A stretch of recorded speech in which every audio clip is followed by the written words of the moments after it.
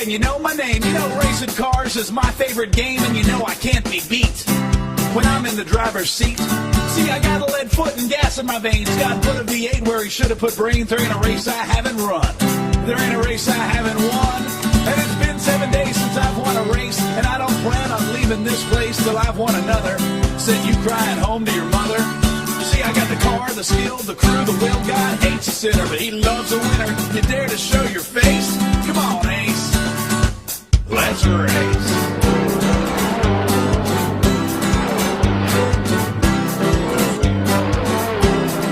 43 cars on the field, and I'm sitting on the pole. Pace car's gone, the green flag drops, 500 miles to go. Let's race. 24 cars, left hand side.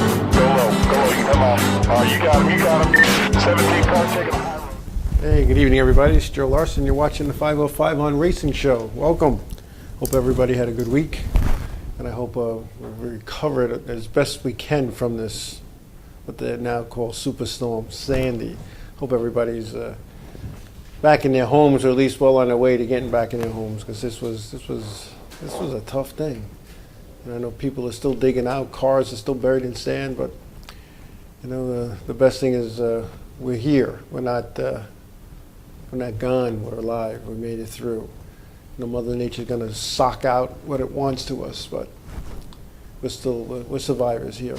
So up here on Long Island, we're all survivors. But anyway, some good news. I got word from my son Brian. He's going back to Iraq, Afghanistan. Excuse me. But he was supposed to go December 23rd. He will be home for New Year's, so that's a good thing. But he'll be going shortly thereafter, and that's not such a good thing. But so as he said, somebody's got to do it, and this is what he signed up to do. So for all of those who sent me their wishes and their prayers for him, I thank you.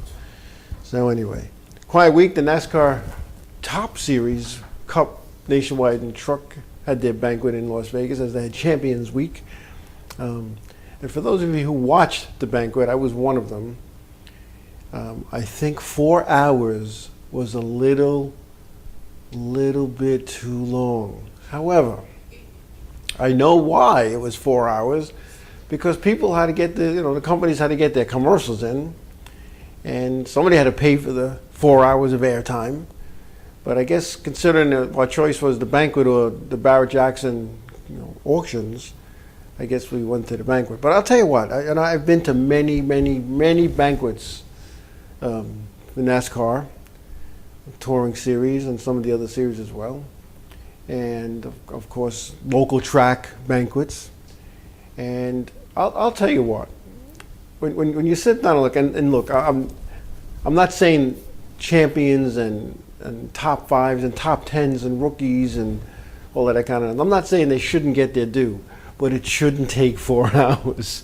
It was incredible, and these things are scripted out. Let me tell you, I used to present at one of the banquets, and I had to go for 3 hours to a dress rehearsal, and where they timed out second by second, where there was marks on the floor where you had to stand. There was marks backstage where you had to stand before you went to the other mark where you had to stand. And you read off a teleprompter, which was kind of cool, because for those who've never done something like this, there's a clear screen in front of you. From the audience or from TV, it just looks like a clear screen. I always thought, people are going to think I'm nuts, I always thought that was like a bulletproof thing in case somebody wanted to shoot you. Because you saw the president had it, the chief of states, or the heads in Congress. Whenever I saw them do a speech, they had one of those things. So here I am, I'm on stage, and Mike Joy is doing his thing, and I go over, it's my turn, to do my jersey. And I'm looking at this thing, and they tell me about this teleprompter, because whatever I'm going to say is all scripted. And I'm saying this teleprompter is on the other side of this massive room. And I'm like, I can't see this teleprompter. All of a sudden, the red light goes on, it's my turn, and on this, looks like a piece of acrylic, bulletproof glass type of thing, there's my thing that I'm saying, my speech. So I was kind of impressed by that. And but I'm telling you, when I tell you to the second, at dress rehearsal, they'll tell you to speak slower or speak quicker, because your presentation is only allowed so many seconds. and then they allow so many seconds for the person to get up onto the stage, and so many seconds to shake their hand and give them their plaque or their check or their trophy, and then you go off to the side and take pictures. So, you know, when I look at this 4-hour thing, and I'll tell you what, NASCAR was, not that they weren't happy, they were a little concerned with Keselowski, because when you go to these dress shows, you hand in your script. This is my script, and they key it into the. He said, "I don't have a script. I'm going right from the heart." And they were not happy. You know, they were worried. They were concerned he was going to run over. And as it was, I think he was over by a minute or two. But it's just what how many I love. You know, every once in a while he said in the corner of my eye something in the chat room, and WJ from myracenews.com. How many people want to shoot me? Hey, WJ, you know better than I. Okay, there's a line. There's definitely a line. But it's when you do these things, and even race day, they have what they call a minute by minute or second by second. What's going at 12:03? We're going to line up and do this. At 12:04, do the invocation. At 12:06, I mean down to. You know, and somebody's doing a countdown in your ear. You can hear them saying, all right, 5, 4, 3. You hear that going down. It's that detailed and that detail orientated. So, but 4 hours. Let me tell you something. That was a bit much. It really was. And you know how it's going to end. The champion's going to go up and do a speech. He's going to get his ring. He's going to get all his trophies and and all that kind of good stuff. But 4 hours. And do we really need like the dancing and the groups and the singing and the stand-up comedy? Come on, it's. I'm telling you, the silly jokes that Howie Mandel was saying. If you realize some of the stuff that just wasn't him, and every once in a while he reminded you of that. You know, he'd say, "That's what they're making me read off the teleprompter." But I think it needs to be reworked, the banquet, and 4 hours is just way too much time. And when you consider that these people start arriving at the banquet for the red carpet thing, probably around 5 o'clock, Eastern time, let's say. Well, I know when I'm going to Charlotte this Friday morning for the Touring Series banquet. It's the same exact setup, same exact layout. There's a little stage in the beginning, in the middle of the floor where you're sitting with the tables and eating. And those folks, there's comedians, there's singers, there's entertainment. And you know what? Yeah. All right, it's good, but here's your hardware, here's your money. Have a good day. See you next year. Just my opinion. I don't know. Like I said, I've been to all kinds of banquets, and the good thing though, when I go to these banquets, these I'm going to call them upper series banquets. Aside from the weekly thing, when you go to these banquets, and like we said here, it's skirt. But when you go to these things, there's a little. I'm going to say the audience has a little bit more respect than at some of the weekly banquets I've been at, and where people just don't care. It's just about their guy or their team or whatever. Because there are times I've been to some of the weekly racing series banquets and I couldn't hear what the track champion in the feature division had to say, because everybody just ignored it and chatted and talked and the problem for that is. When you include unlimited drinks at some of these things, people feel that they, have to get their whatever they pay, $65 a person. They got to get their $50 worth of booze in them, and then they start acting like idiots. And I think that's what happens. And I think what they need to do is eliminate that. When I go to these upper banquets, you're given 2 drink tickets, and that's it. So you could drink 2 shots right then and there, slam it down, be done, or you could take a big, tall, large beer and nurse it a little bit. Because once your 2 tickets are used, there are no others, unless, of course, you trade with somebody. And WJ brings up a good point at My Race News. They're scattered across this whole country. Everybody has a Daytona party. Why? Not because they want to see you, not because they want to have all their friends watch these parties at their bar or their club or their restaurant or whatever establishment they have or the hall they rented. It's because they want to make money. That's the bottom line. So they pack 200 people into a place that's designed for 100, and they're going to include this or they're going to include that. Well, you know what? It's not free, and it's shoulder to shoulder. You can't see, you can't hear. It's like going to an NFL game and you're sitting in the 300 section. You're better off watching it at home. You know, you really are. And it's really good to see people and have a good time. But you know, I don't know. You know, we talked about it last year at InRavio about having a Daytona 500 party, and it just when we sat down and really put our heads together and talked about it. You know, we thought about this. We thought about there's a local. I'm not going to say who it was because they're going to accuse me of bad mouthing them, so I'll leave it alone. But as you can imagine, there's probably 4 or 5 Daytona 500 parties right here on Long Island, and one of them it was so crowded that you had to go outside, and not go outside to have a cigarette. You had to go outside because there was no room in the place. Now, if the fire marshal came, he would evict, not evict, but he would ask some people to leave because they were definitely way beyond how many they would have. And what I feel you're going to do, if you're going to have a Daytona 500 party, it should be by, I don't know, I have 100 tickets, the first 100 people are in. And that's it. You know, if you don't have a ticket, you're not in. You know, it's just one of those things.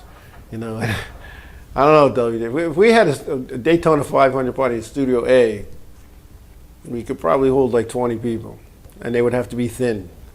Okay, so there just isn't enough room. And then you need to get TVs in there. Then you need to get so you could hear it. And then you have to have seats. And if you have seats, and then you have to have tables for the food. Now you're just limited to taking your 20 people or 15. But it's a good thought, you know.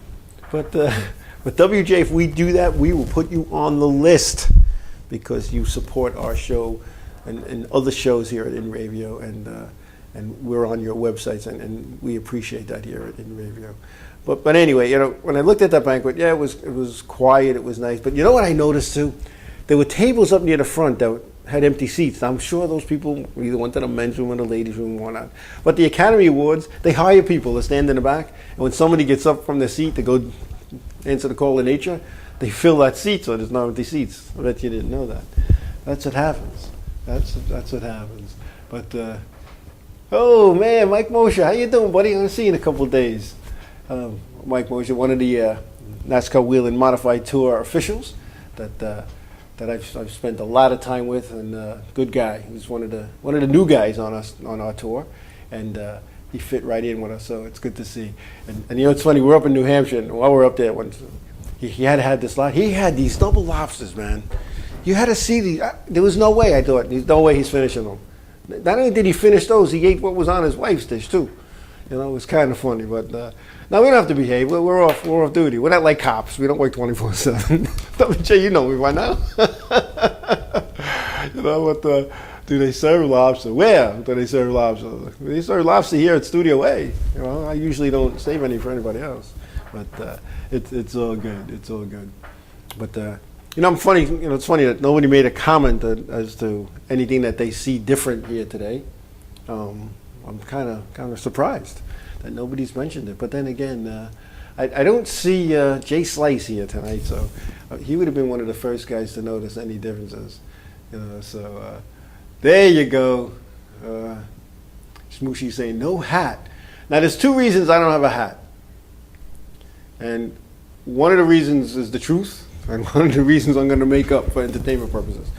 So you figure out which one is this. One is I'm turned over a new leaf, and the other is I left it in my car. You decide which is the real one, because I guess you'll figure that out. It was oh, okay. I didn't see that, WJ. But yeah, it just there's no hat. Anyway, we're going to take a quick break, and we come back. I want to discuss some concerns that were brought to my attention on the future of the NASCAR Wheel and Modified Tour. So we're going to talk about that when I come back, and be ready.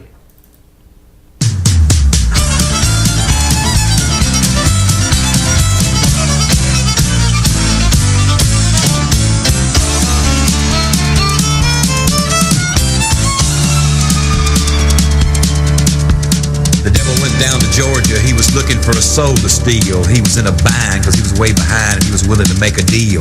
When he came across this young man sawing on a fiddle and playing it hot, and the devil jumped up on a hickory stump and said, "Boy, let me tell you what.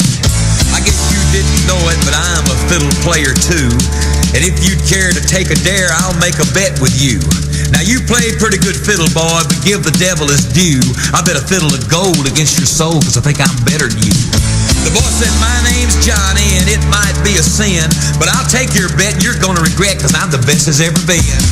Johnny, rosin up your bow and play your fiddle hard, cause hell's broke loose in Georgia and the devil deals the cards. And if you win, you get this shiny fiddle made of gold, but if you lose, the devil gets your soul.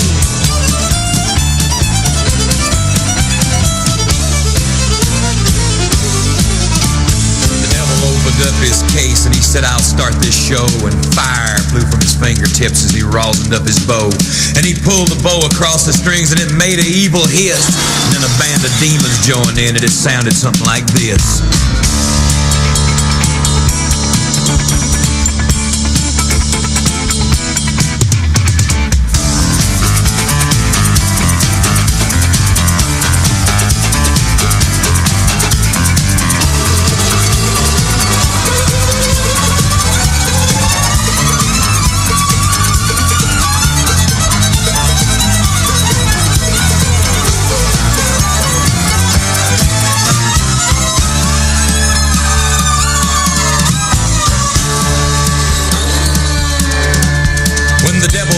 Johnny said, well, you're pretty good, old son, but sit down in that chair right there and let me show you how it's done.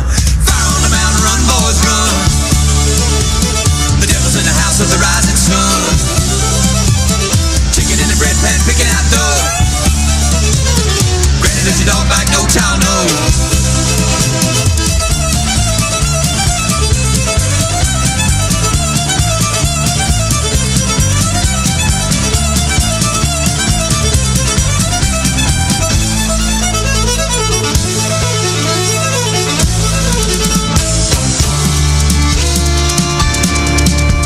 The devil bowed his head because he knew that he'd been beat, and he laid that golden fiddle on the ground at Johnny's feet.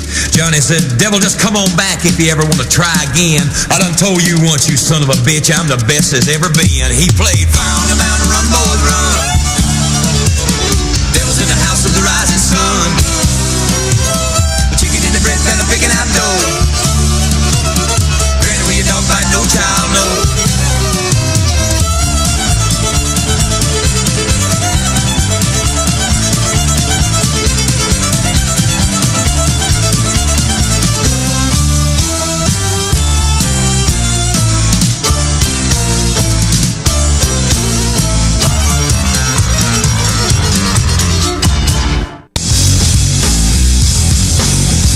Hey, this is Joe Larson from the 5 Off 5 On Racing Show, and you are watching InRadio.com, broadcasting to the world.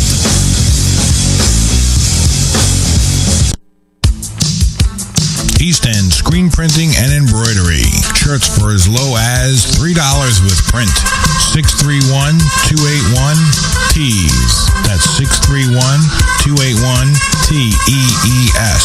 1355F Montauk Highway, Mastic, Long Island, New York. Go to EastEndSilkscreenPrinting.com for more info.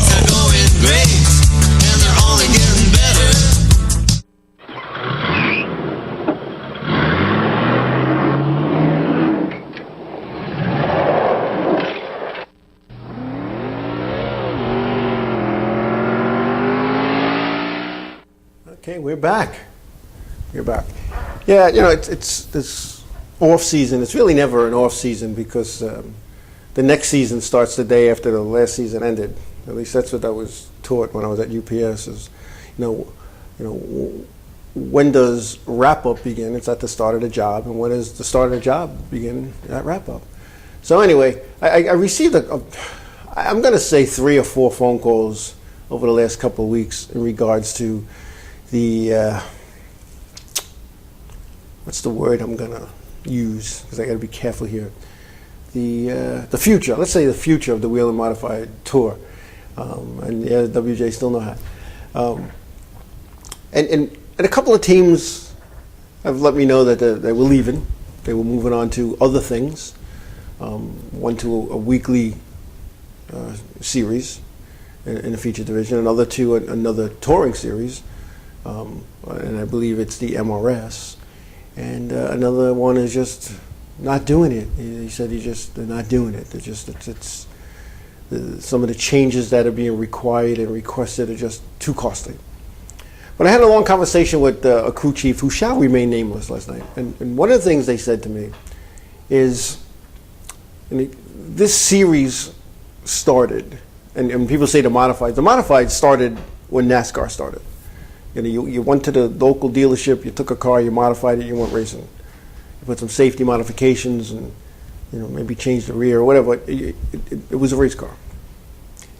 But over the years, over the past 15, 20, even 30 years with the modified tour, it's changed.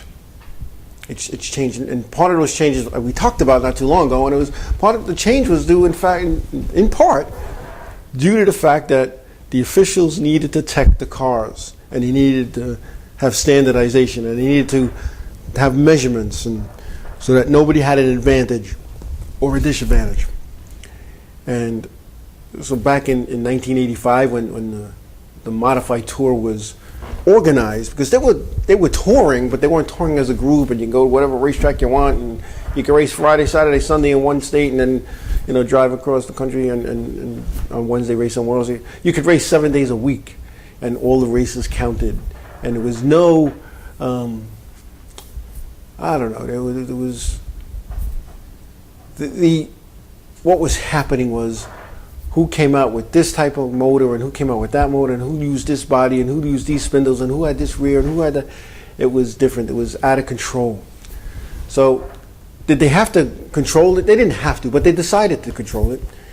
And in controlling it, for years everything was fine. Everything worked well, and the owners and the fabricators all had a say of what needed to be done, what should be done, and how it should be. And yes, my race news innovation was successfully removed. They become cookie cutters.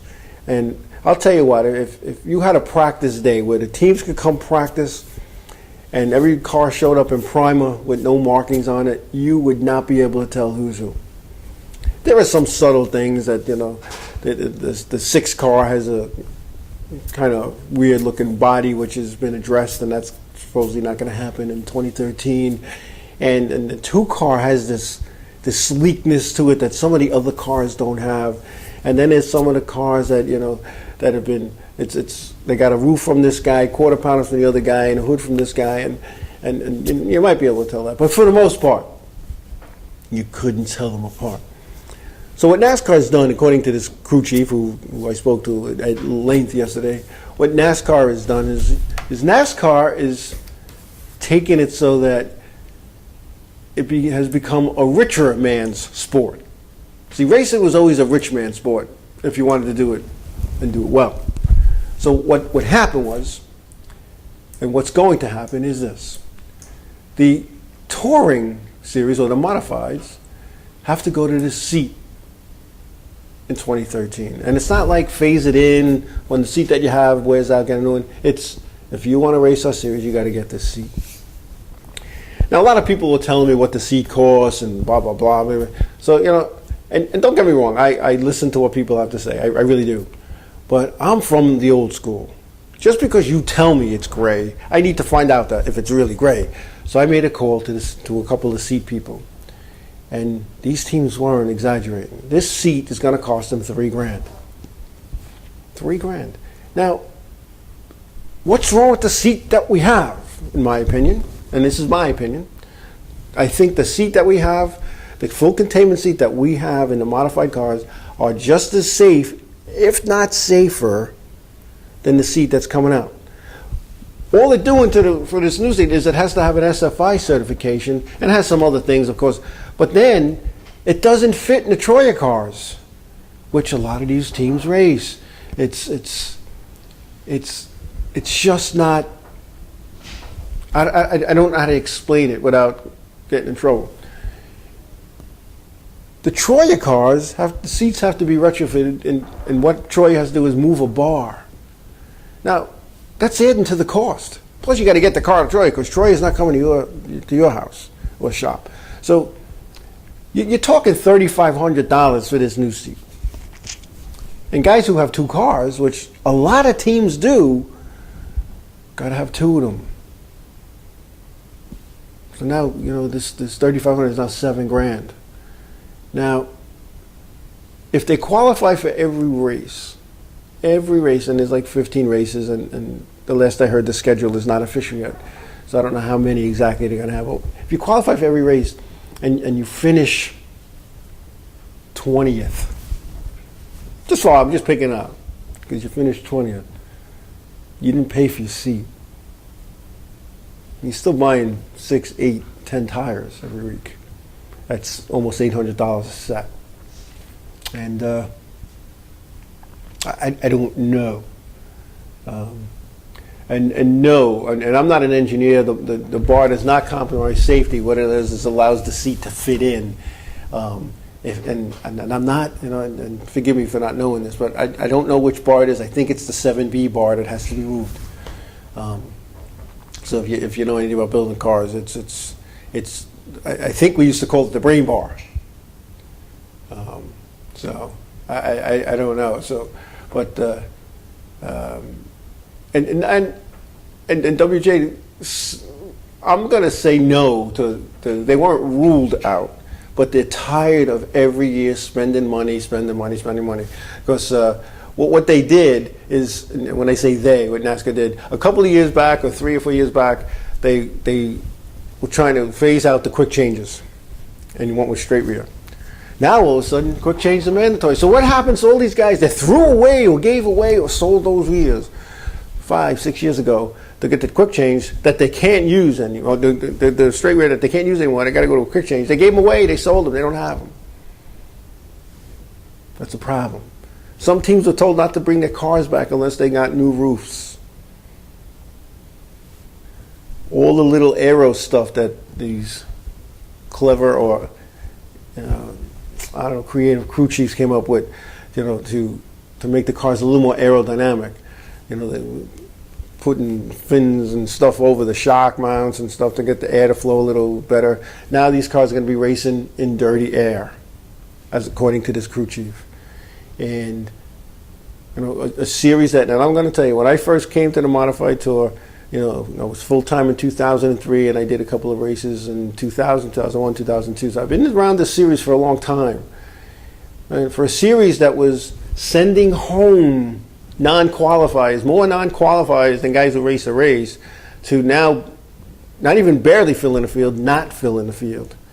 And I can remember showing up at the Icebreaker on a early Friday morning to get tech going, because it was the first one. We go over the cars with a fine-tooth comb. Not that we don't normally, but this is the first inspection of the year, and everything has to be right. I can remember, teching cars from 7 in the morning to 6 at night, and they were still coming in at 5 to 6, and having 40 to 50 cars lined up to be teched in the rain, one time in the snow, in the cold, and the brutalness of those Connecticut springs, where it's still really winter because spring didn't start yet. We don't have that anymore. We were waiting around last year. Any more cars? What do you think? Oh, let's get on the phone. Let's talk. Oh, who's coming? Who's not coming? You look at the entry list, and there's only 28 cars for 38 spots. I'm like, we got a problem here.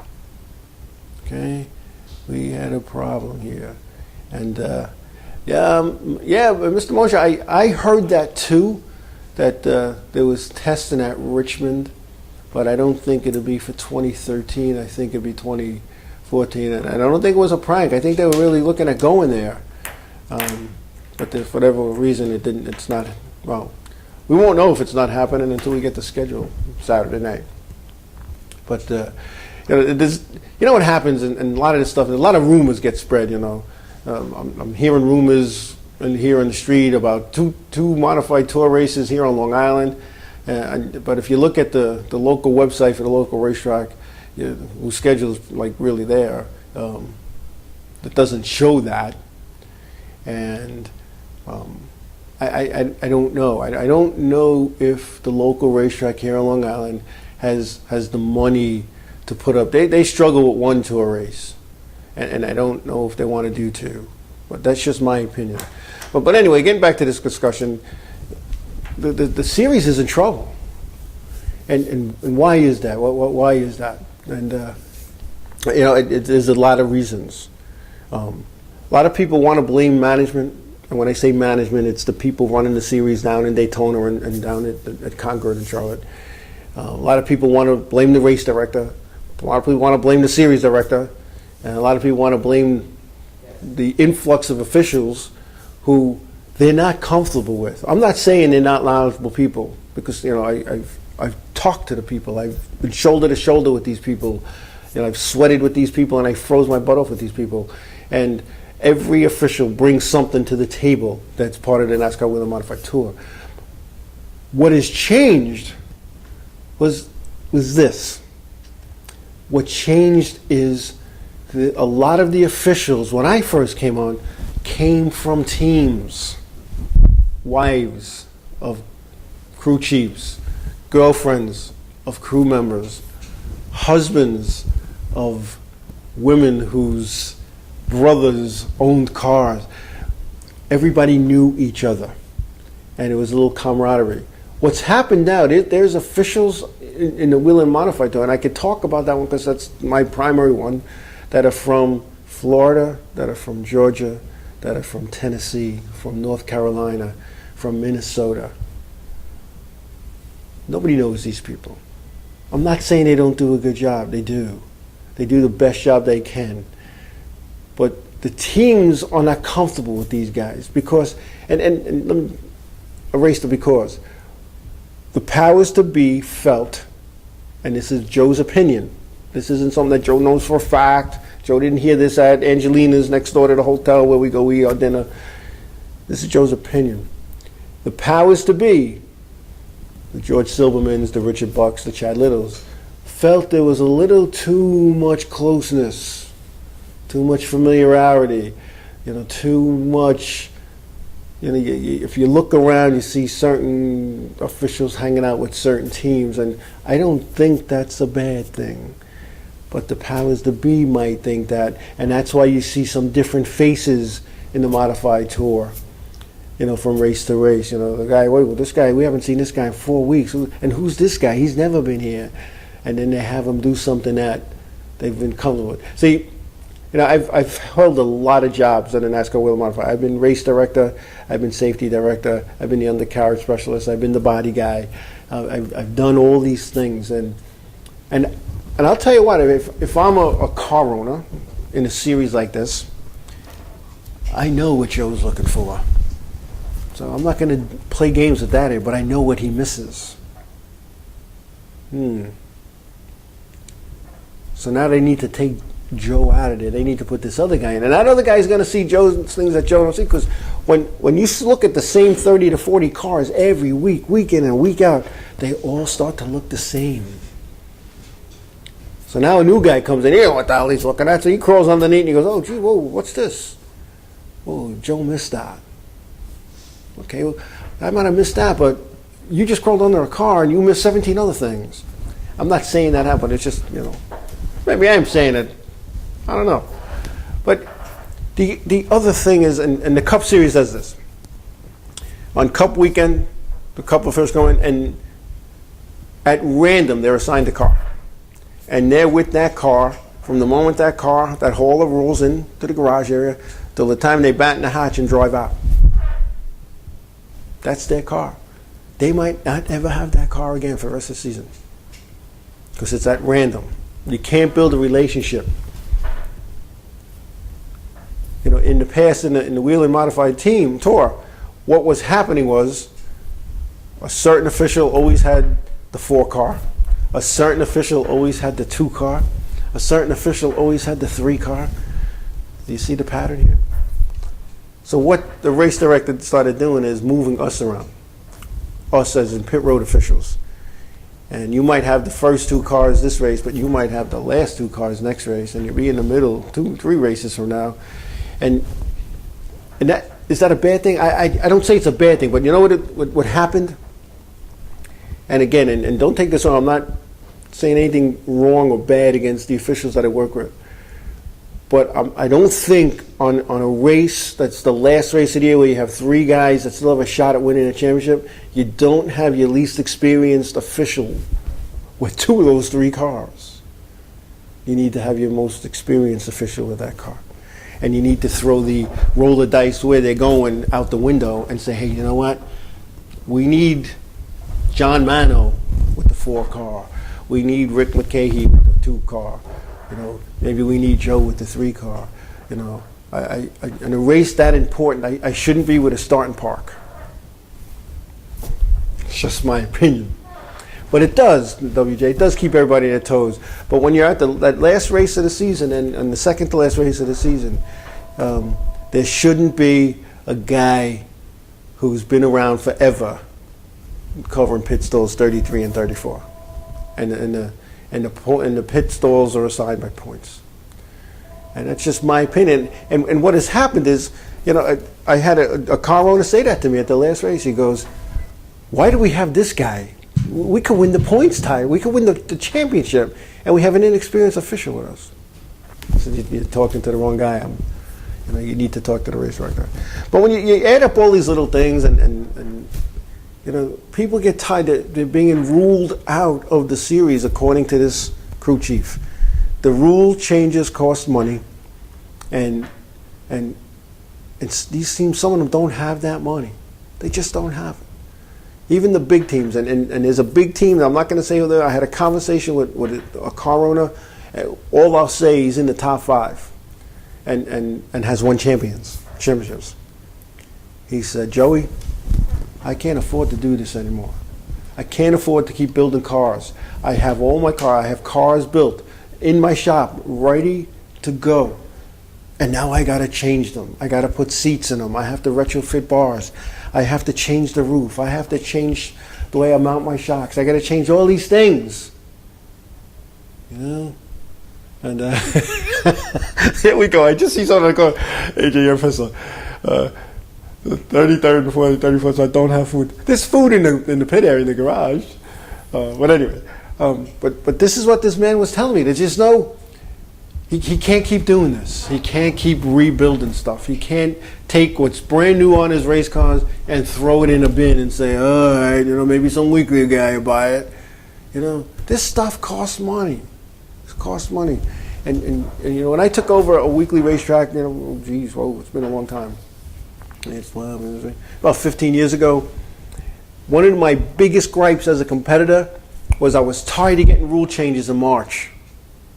I couldn't afford it. I couldn't afford the change. And not only did we get rule changes in March, I'd roll through the pit gate. Say, hey, we're here. Okay. Oh, here's an addendum. Effective today. You have to have this, or you have to add 200 pounds. What do you mean effective today? You know, effective today, we're going to these new tires. Well, what about the 20 I just bought? They gone. I got to throw them away.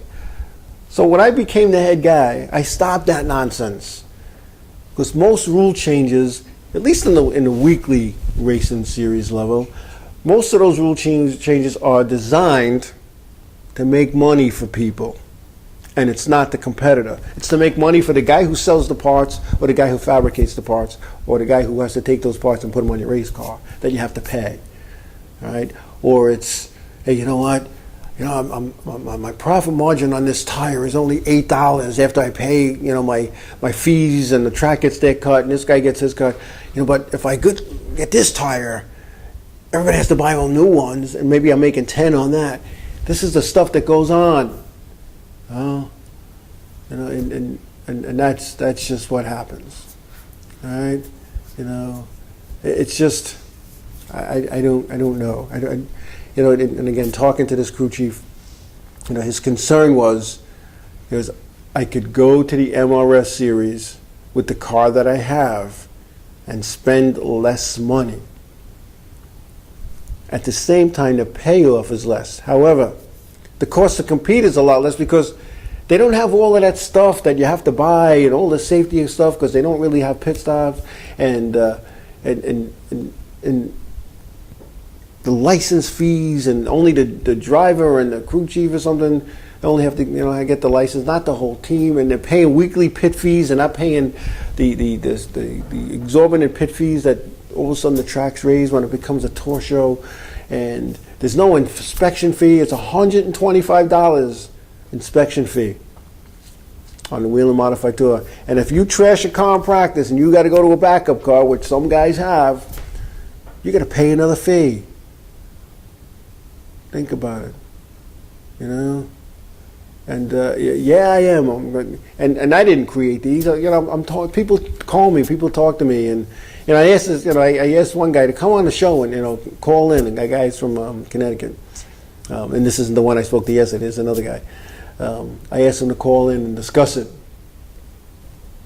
and he said, I've discussed it with the powers to be, and they didn't listen. He said, but you know, maybe some of this stuff needs to come out in the open. Because I'll tell you what, and I've been around modifieds a long time, the Whelen Modified Tour, in my opinion, is in trouble.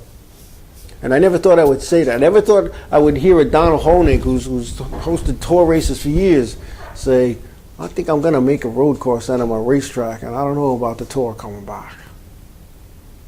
And you know what? Donald Honig came to one of the races. Not one of them. He comes to all of them. He owns his son and grandson owns the place. But he's there. He's run that place for forever. And he looked at the car count one day. He looked at and he said, "There's 28 cars here. What's going on? You know, what's going on?" And he was angry. He was angry because, you know, he gets all those fees. He gets, you know, a lot of the, not all of it, he gets a lot of the fees that are paid by these teams to race there. Of course he gets the pit fees, but there's other fees that he gets as well. And when there's only 28 cars and he's counting on 50, that's a big chunk of change that he's not getting. And people want to see, you know, time trials that mean something, not just with timing for position, but they're timing for who's racing and who's not. And you know, and AJ's asking, I haven't heard a good reason for the new seat yet. Supposedly it's supposed to be better. It's supposed to be safer, SFI approved and all that kind of good stuff. You know, it's a NASCAR approved seat. And I don't know if NASCAR is getting a cut out of the seat. I don't know, but I do know this. To be the official anything in NASCAR, whether you're official soft drink guy, the official express delivery carrier, the express water guy, if you are the NASCAR person for that, and these companies are paying a fee, and no WJ, they were not. Okay, and I'll tell you what, Mike, Donald Honig wanted heat races. He wanted to run the old 300 his way. NASCAR said no. You know, it's one of those things. And I read that too, Rove. And hey, Rove, how you doing, buddy?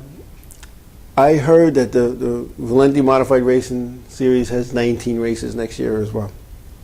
And the difference between that, and I'm going to tell you, they could go to a place like Stafford or Thompson and run for $10,000 purse and put on a damn good show. But the modified tour at those same places are running for an $80,000 purse. Now, as a promoter, who are you going to put on your racetrack? Less cost, bigger return. All right? And I don't know. See, well, she's been going to mods since the 60s. I didn't know you were that old, buddy. Since the 60s. That's like 50 years ago. Man, that's like, wow. 40, over 50 years ago. Well, it depends on what part of the 60s. But I shouldn't laugh. I started going stock car races in mid-60s, 1965. Freeport Municipal Stadium here on Long Island. And Isis Speedway in the early 70s. Riverhead in the late 70s. You know, I even went to Bridgehampton. I even went to West Hampton. There were tracks here on Long Island to go to. But you know what happens? You would think that promoters and sanctioning bodies would learn from the errors of the past. You know, you would think. And look what happened, man, I'm going to hear about this one. The IRL and Indy, and you know, the Indy Race League and CART, when they, you know, went their separate ways. Were they kidding me? What did they think was going to happen? Did they think that was going to be a good thing? Oh, let's take Let's take 40 cars that show up at this racetrack, and you know what? Let's divide and conquer here, because all they did was conquer themselves, and let's send 20 to go race at this place and 20 to go race at that place. And I think that's what's happening. And you know, the NASCAR Whelen Modified Tour was so strong 5, 6, 8 years ago, 10 years ago, that a series like the MRS wouldn't even try to come out. True Value tried to come out and didn't make it. With backing from True Value, and they didn't make it. That's how strong they were, because nobody wanted to go race for those smaller purses. And exactly, a quote from Abe Lincoln: "A house divided against itself cannot stand." And that's what's happening now. And the other problem that I see, and this is a biggie, and this is one of my pet peeves, is this 15 race schedules. Back in I guess 10 years ago when I came on board here, there was, I believe there were 26 races my first year. I have well, I don't have it anymore. I had a T-shirt that listed the schedule, and it was, the writing was small because there were so many races, and I believe there was 26 races that went from April to October. Do the math. There's like 30 weeks from April 1st to the end of October. We didn't race Mother's Day. And there was a couple other weekends we didn't race either because of the way it fell, and we were in Loudon on Wednesday, Thursday, Friday, so we didn't race that weekend before sometimes, or there was a week off after a road course. But now what's happened, there's 15 shows, and a couple get rained out, so that makes 13. So if you're a racer, you didn't build your race car to keep it on Jack's engine in your shop. You built your race car to go racing. And when people say, "Oh, no, nobody can afford it," come on. They afforded it 10 years ago, and it was all relative. The purses and the costs were all relative. So don't go chatting into my chat room how that, oh, no, that's too much money to race every week. Then you're not a racer. I don't hear guys who have boats and go fishing every week. "Oh, it's too expensive, gas." You got a boat, you go fishing. You got a race car, you go racing. You got a set of golf clubs, you go play golf. So you got a gun, you go hunting. It's that simple, right? Oh, yes. We have 1994, 28 races when we won the championship. There you go. All right? And yes, racing, it's, you look at the tour schedule as last year, because I didn't see this year's yet. We raced, had the icebreaker in the beginning of April, and then we had 3 weeks off, then we ran Stafford for the Spring Sizzler. Then there was a month off. There was like 4 or 5 weeks off. And then we raced once in May, and once in June, and twice in July, and then bam, the schedule got crazy. And there were big races. It's just a tough thing, That's another part of the problem, okay? That the schedule is just so weak, and I don't know who makes the schedule anymore. I can't get a straight answer, but there's people. That's what I was told when I asked, who makes the schedule? Who gets with the tracks and promotes our race? Oh, they're people. Do these people have a name? No, it's just people. NASCAR makes the schedule. With the tracks. But I remember when Ed Cox made the schedule, and Ed Cox, the series director who was replaced by Chad, Ed went on to do other things with NASCAR. He's a special services representative. He gets with the racetracks and he helps promote the weekly racing series and offers ideas and suggestions to the others. And I don't think anybody listens to him, because what he would do is he would call a racetrack, "Hey, how about putting on a tour race?" But he didn't call them like for now. He called them last year for next year. And he'd make a deal with them, and he'd do this, and some of the tracks, "Oh, I can't afford it." Then back when Long Island had 3 tour races, that was Ed Cox making that happen. Because he had this way of a good Southern gentleman, had a way of talking to people to convince them to do things, And you're right, it was 1 in June and 1 in July, okay? And I believe there was 1 in May and there was 2 in April, but the April ones were like 4 weeks apart. But so Ed would talk to these promoters and get races, and we'd go to places, and there's places that we don't go to anymore. When I say we, the Whelen Modified Tour. There's places that we don't go to anymore, and I've got to ask myself why. We don't go to Richmond. We're on a hell of a good show there. We don't go to Beech Ridge up in Maine. We don't go to Holland up in New York. We don't go to Seekonk anymore. We put a good show on at Seekonk. We just started going back to Waterford, and we didn't go there for a few years. There's just places that we need to be going to. And do we really need to limit ourselves to just up here in the Northeast? I don't think so. North Wilkesboro is still a working racetrack that I think would be perfect for the modifieds. We don't go there. It's not even a thought. Mansfield, we don't go to Mansfield anymore. And I'll tell you what, even though the place is in the middle of nowhere, it was awesome. And you're right, we don't go to Pocono. We could put a good show on at Pocono. And I really feel that we could run these mile-and-a-half racetracks. These mile-and-a-half cookie-cutter racetracks, I think we could race with the right restrictor plate. We could put on a damn good show there, you know. And when we don't go to Martinsville anymore, and Martinsville was, man, and what they should do at Martinsville is put us in Cup weekend. Let us run Thursday or Friday during Cup weekend, you know, because there's nothing really going on. I mean, do these guys really need 4 hours of practice, the Cup guys? Give us an hour to put a race on. We'll qualify Thursday, we'll race Friday, let us race. Because if they can't figure out their car in 4 hours, maybe those crew chiefs might want to go find a job at Walmart or something. Because they dial themselves right out. They're the fastest guy in practice. Then they go qualifying and they're 23rd. Why? Because they dialed themselves out because they practice too doggone much. Because they're trying to find the perfect set of tires. You know what?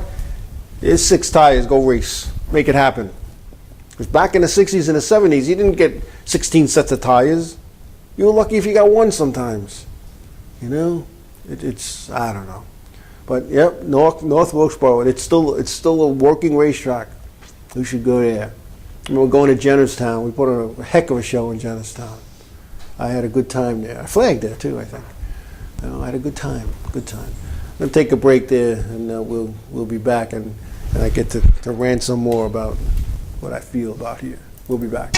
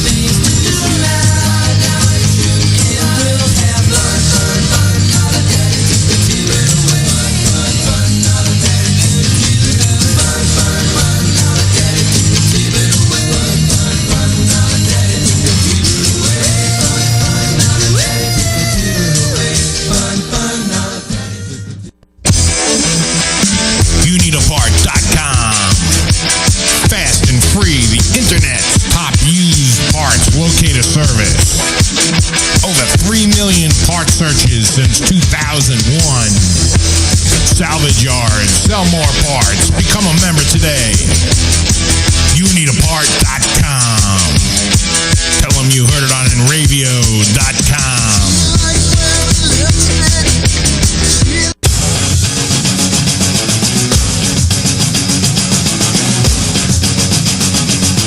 This is not your daddy's radio. Well, unless he's cool. Enravio.com, broadcasting to the world.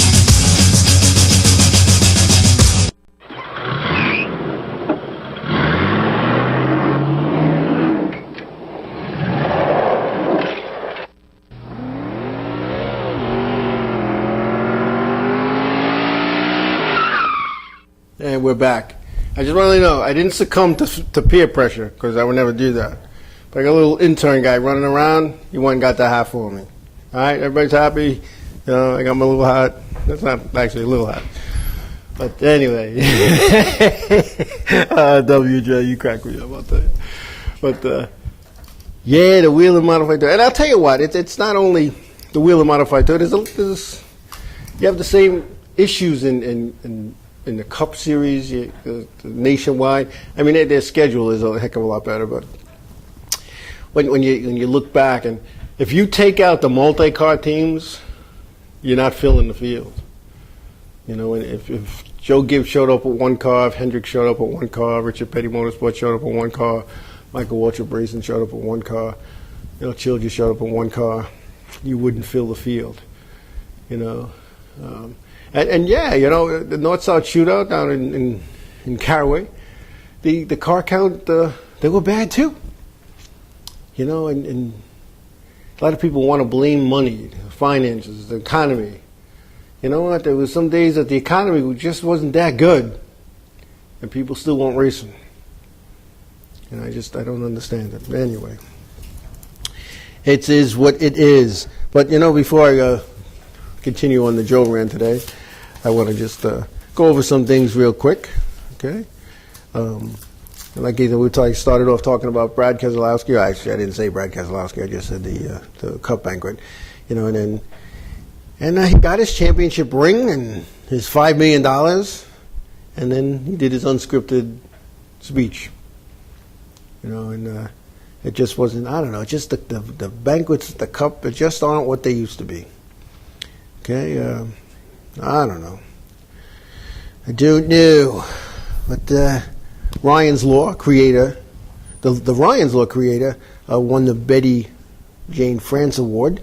Lori Sheehy helped change insurance coverage for those afflicted with autism.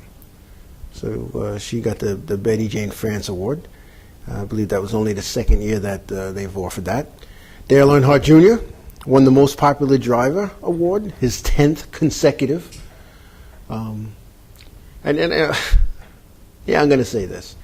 I've seen him in action. And he has a lot of people that he knows that votes for him. And I'm going to tell you a story about what I experienced and saw firsthand at Daytona International Speedway during Speed Weeks, I'm going to say 3 years ago, maybe 4. He was out and about, and as you know, the Daytona garage is very fan-friendly, and there's people on the roof and people behind this little thing, and you can put your hand in and get lug nuts and stuff. But those who were lucky enough to have hot passes and have free access to the garage, his crew was working on his car, and he was kind of standing there, but the car was pushed out because he didn't want to deal with the people by the window, in my opinion. Okay? So he went over to one of his people and said, can you get these people out of here? You know? So you really can't get them out of there. So what they did is they made a line, and you can't go past this line. But once you say to people you can't do something, they have to push the boundaries, number one. Number two, all the other people who were walking around needed to go find out what was going there as well. So what happened? Then he got his, and I think it was his bodyguard, because somebody told me, and I asked, who's that guy? It's his bodyguard, who stood between him and the fans, and I'm talking this 20 feet. It's not like they were toe-to-toe. And when that didn't get the people away, they called security. And security made everybody keep moving. You couldn't stay there. I don't know how a guy like that gets Most Popular Driver. A Most Popular Driver would have been out there with a scripto, and he would have been signing whatever those people had, from T-shirts to hats to underwear to body parts. That's what a Most Popular Driver does. That's what a Richard Petty does. Okay, you take advantage of the crowd. They're the people that are paying these God crazy fees to buy a ticket and get there and have hotel rooms. If those people want to get your autograph, you need to get the pen out and start signing. That's my opinion. All right, Jeff Gordon received the Myers Brother Award for lifetime contributions to stock car racing for his extensive cancer-fighting efforts through the Jeff Gordon Foundation. In fact, when he got emotional talking about it. So that's, but then Jeff Gordon gets emotional about most everything. Stewart-Haas Racing extended partnerships. The 4 partners agreed to sponsor Ryan Newman's 39 for 10 races in 2013. Wicks Filters, Outback Steakhouse, and Code 3 Associates will come on as primary sponsors in 2013, joining Quicken Loans, who will be on Newman's 39 for 18 of those races in 2013. And as I said here a couple of weeks ago, the trucks are going to be racing on dirt. People kind of laughed at me, they didn't believe me. Well, on July 24, 2013, the Truck Series will make their dirt debut at Eldora Speedway in Ohio. The half-mile track is owned by Sprint Cup regular Tony Stewart, former champion. And a second race will be run on August 21st. Now, for those who don't know, Eldora Speedway is dirt. Bringing NASCAR back to a dirt track for the first time in many, many, many years. That should be interesting. And I also got to say, you know what? These trucks, they need to be on those short tracks. They don't need to be at Daytona. They don't need to be at those big racetracks. They need to be at the short tracks. They need to be at these places that are a mile and less. You know, Eldora is a half-mile dirt track. I'm telling you what, I don't think there'll be a body panel that doesn't have a mark on it when that race is over. You know, they got a 22-race schedule starting at Daytona on the 22nd of February, ending at Homestead on November 15th. So it should be interesting. But like I said, I said this a long time ago, the trucks should be on the short track. The trucks should be at Bristol. They should be at Martinsville. They should be at Richmond. They should be at Thompson. They should be at Mansfield. They were at Mansfield. They need to be at these places. They need to be at these little tracks. And yeah, they send the trucks to Thompson and Stafford and a place like that, and the mods. That would be like awesome. I think the only thing that keeps them from going to places like that is the seating capacity. Just one of those things. Elliott Sadler signed with Joe Gibbs Racing for 2013. He'll be driving a JGR nationwide car. It'll be a good deal for him. And it's all good. It's all good. But I'll tell you what, I'm looking forward to 2013, at least in the top 3 series, because I think the changes in that truck schedule, putting them on dirt, I think that's going to be awesome. And I think if that goes up well, you're going to see more of that. And they really need to do that. And yeah, some of these tracks, as Moshe points out, is you need to get the softballs up. You know, Stafford has them, Thompson has them. You know, places that we go to, half mile and up, all I believe have them. It's those little places like Monadnock and Riverhead. They don't have the softballs. You know, and I'll tell you what, I agree, Race News. There are enough seats at Thompson for the trucks, because I think, you know, that you could do that. I think Thompson holds like 9,000 people in the grandstands, and not count what they put in the backstretch with the campers. So I think that would be an awesome show. You know, make them part of the icebreaker or something. But then again, he's putting a road course there, so who knows if the modifieds even get back? I don't know. But it would work. It would work. It would work. And you know, when you look at that, the Truck Series when it came out, you know, it had different intentions. But what I think, you know, the trucks need to maybe run some combo shows with the modifieds. You know, like at a Richmond, North Wilkesboro, places like that. I think it would be an awesome show, and I think that you would pack any place that you go with them to go racing. And I'm not saying you make the trucks or the modifieds the headline. It's a combo, so let's go. Let's just go there. This is what's running this weekend. Just like when the modifieds went to Martinsville with the Cup Series. And when the modified race was on, you saw every Cup hauler had people on the top of it. And I'm not talking people who paid to go up on top of the haulers. I'm talking the car owners. I'm talking the drivers, the crew chiefs. People were up there watching the modifieds, because at Martinsville, that was the best race of the weekend when the modifieds went there. Unbelievable. And, you know, I don't know. It's one of those things. And I don't know if the foam is, because they do have the walls at Stafford, turn 1 and turn 3, I believe, have them. But the foam's there with aluminum. It's a safer barrier. Thompson has it. I think Thompson has it. Maybe I shouldn't say that. I don't know if they do or not. I've only been there like 100 times. You would think I would know. But maybe they are $800. I know the go-kart club here on Long Island has foam walls. They don't have a lot of the foam, but they have. I thought they had something. Everything starts to blend. Every racetrack looks the same to me. I guess it's my age. But that's where it's at. And maybe NASCAR needs to take a look at that to help each series. I know when we raced the race at Martinsville and we raced the same weekend as the Cup, they when you looked at the attendance, the modifieds outdrew.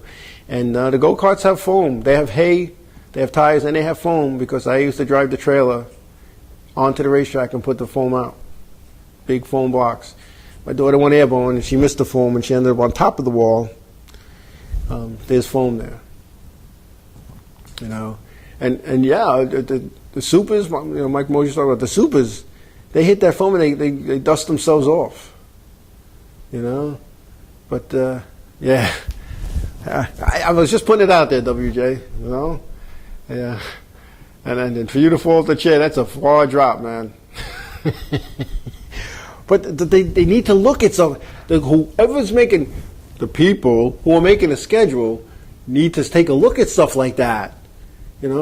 Why send the truck series all the way out to Iowa to go race by themselves?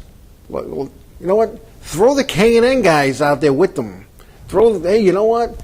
Let's make a special race. If we can go to Canada, we can go to Iowa. All right? Hello.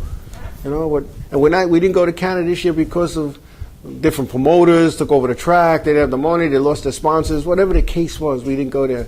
And that was a race. I said it then. I'm going to say it again. It shouldn't have been in September. It should have been in June. Because the only people that are going to show up at a race that far in September are the guys in the top 20 in points because they don't want to go out of the bonus plan. Okay? I don't know. I don't know. What's the matter, Bump Puff? That's really the name, Bump Puff or Poof? You need a new computer. Well, maybe we'll raffle one off soon, but it ain't tonight. A new computer.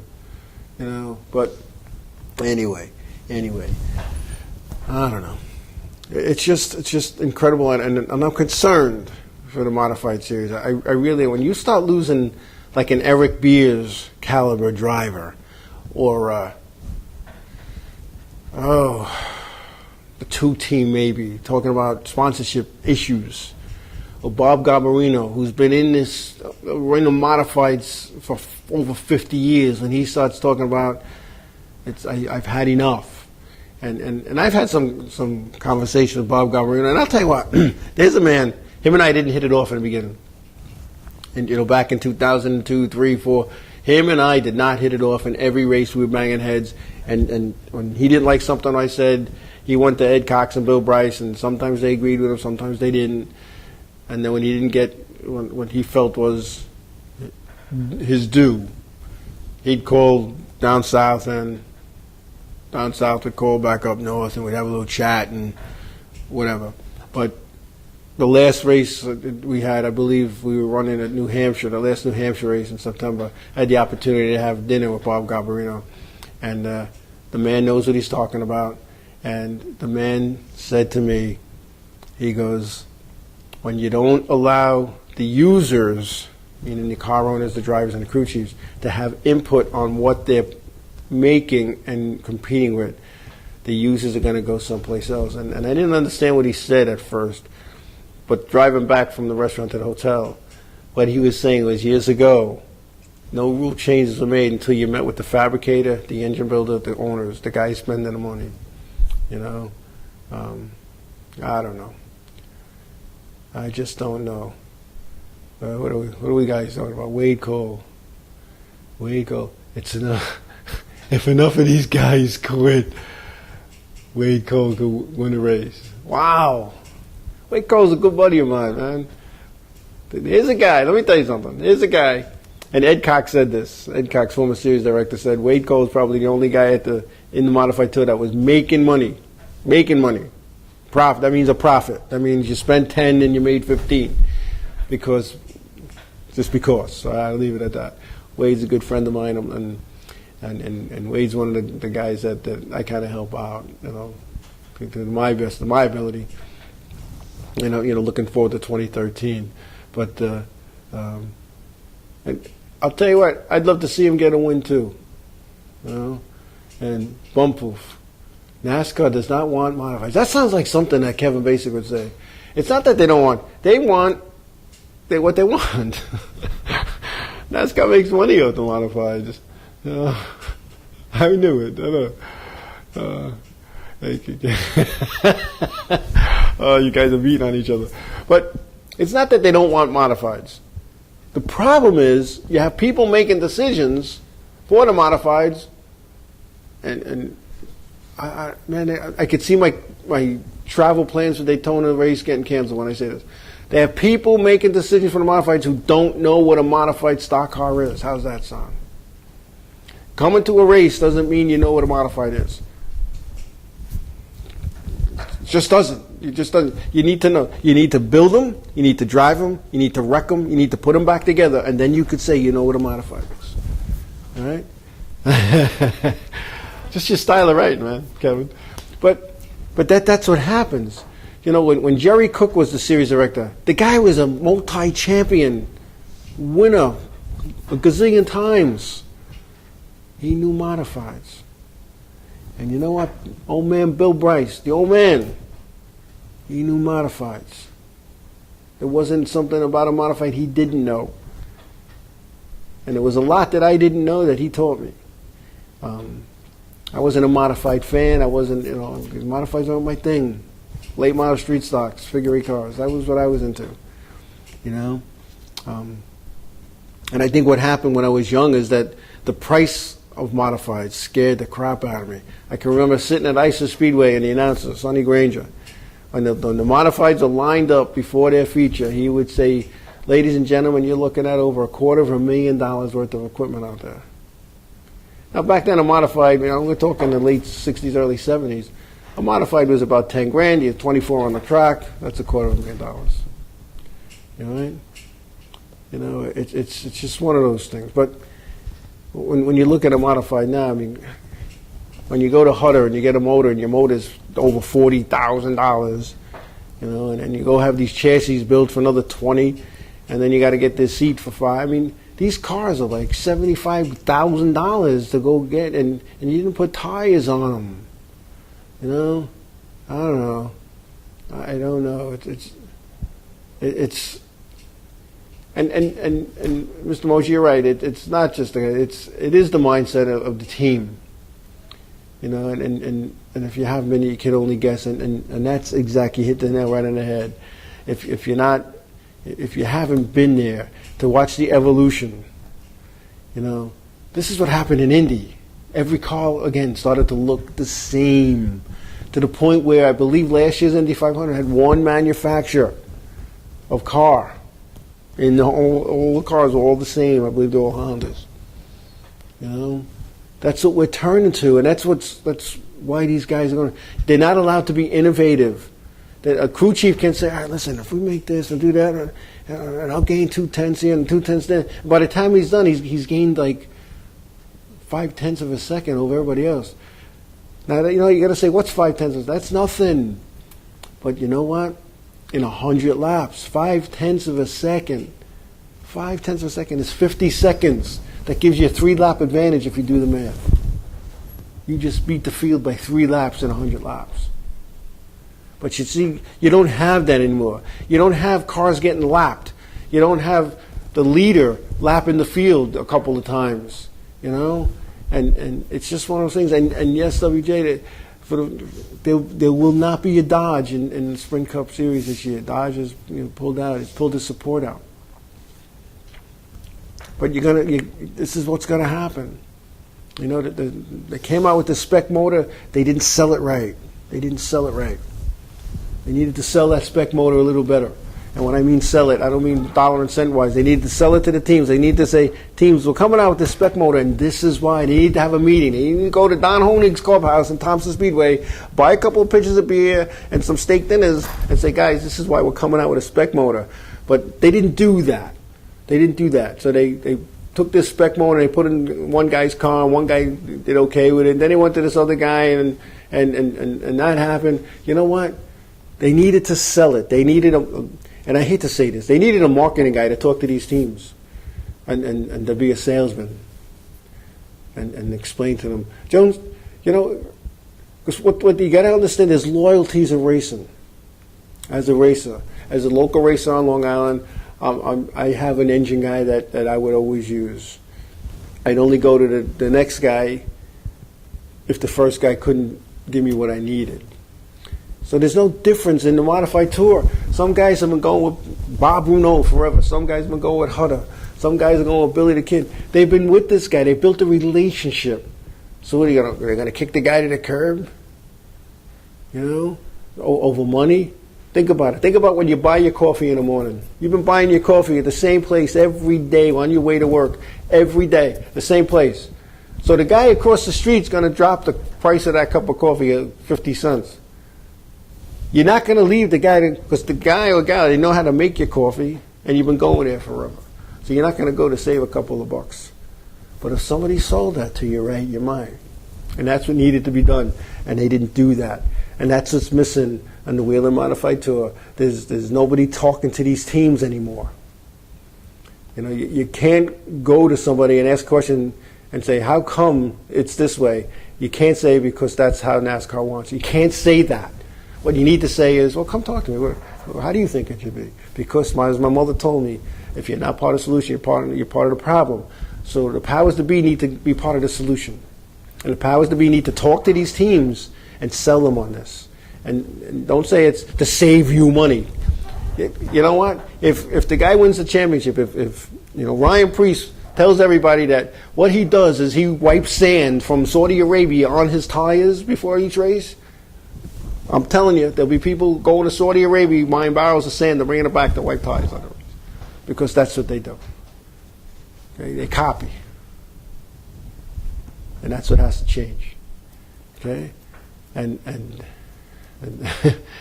NASCAR, WJ comes up with these good ones. You're in the wrong business, man. For those who are not in the chat room, who were just listening, WJ is saying that NASCAR has no loyalty to anyone but Benjamin Franklin. $100 bills. You know, I'll tell you what. I was working a race. I believe it was a nationwide race. And Mike Helton was sitting next to me. The race was going a long time. Up in the tower, it's going. He says, "Man, Joe, you know, we need a caution." Yeah, I'm nodding. Yeah, we do. And I'm watching, doing my thing. You know, I get a little nudge on my shoulder. Joe, you need a caution. Yeah. I need a hot dog wrapper to roll on the track. I don't know. All of a sudden, I hear him go, oh, debris, turn 2, put it out. So once you say put it out, certain things happen. The person presses the button, the yellow lights go on, the flagman drops the yellow, single file, boom, boom, boom. Now I got to direct the track room. Okay, clean up 1, go to turn 2, get the debris. Well, and they come back, where is it? And I look at Mike Helton, and he tells me it's across from the Sylvania sign. Okay, boom. And I'm watching. See the guy get out of his truck, bend down, boom, boom. Now I'm looking at this other screen, is what's being broadcast, and I saw a guy pick up a piece of metal. I was hard pressed to see that piece of metal in my binoculars. Maybe it was there, maybe I had an obstructive view. We got the field back in order. I had to tell the TV person, I had to turn around to the TV director, we're going to go 1 to go with the line. I do that. And then I go on the radio, 1 to go with the line. Okay? We go 1 to go with the line, the field's all set, boom, boom, boom. Mike Helton says to me, understand, all we do is put on a show, and people have to pay to put on that show, and we need to get our commercials in. Remember that. And I never forgot it. I never forgot it from that day. You know, I learned a valuable lesson that day. NASCAR don't care who wins. NASCAR don't care who loses. They don't care who crashes. They don't care who has a fight in the pits. They care that the commercials are shown that those people paid for. They care that the sponsors are getting their message out. It's a business. It's show business. It's show business. And speaking of show business, I had a customer come in my store and they're talking. I had a NASCAR thing on, imagine that. And they said, "Oh, you're a fan?" So I just love when people say that because then it just opens the door for me to talk.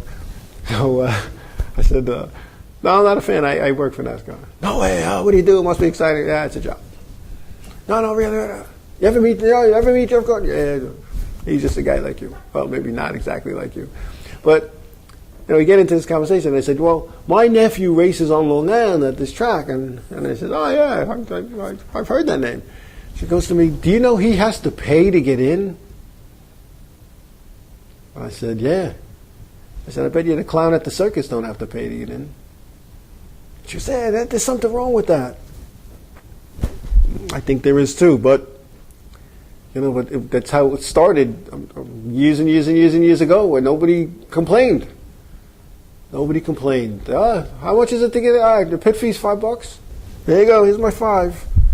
Back when I started, because that's what it was. And at the end of the night, when I didn't qualify, I went to the payoff window and I was handed back a $5, plus 2 ladies' passes to get 2 people into the races next week.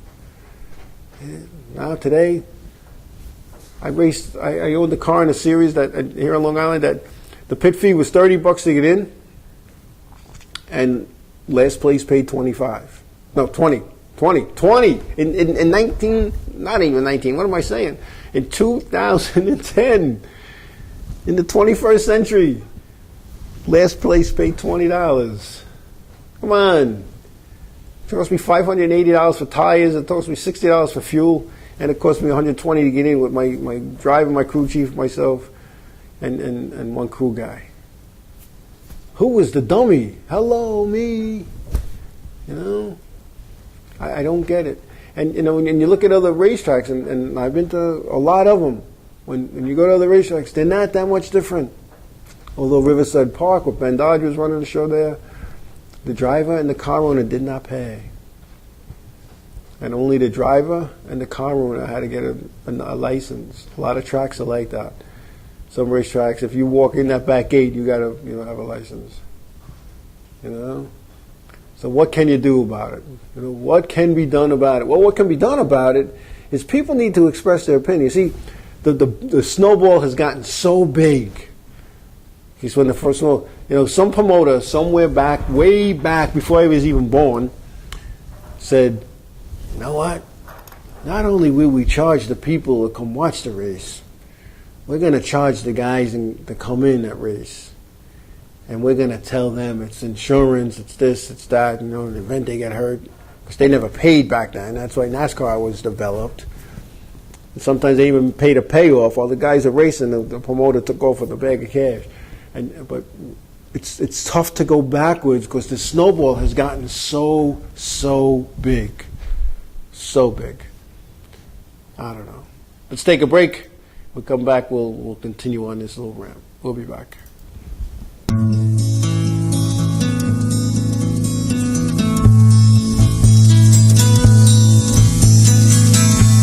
If you could read my mind, love, what a tale my thoughts could tell. Just like an old-time movie about a ghost from a wishing well, in a castle dark or a fortress strong with chains upon my feet. You know that ghost is me, and I will never be set free as long as I'm a ghost you can't see. If I could read your mind, love, what a tale your thoughts could tell. Just like a paperback novel, the kind the drugstore sell. When you reach the part where the heartaches come, the hero would be me. The heroes often fail, and you won't read that book again because the ending's just too hard to take.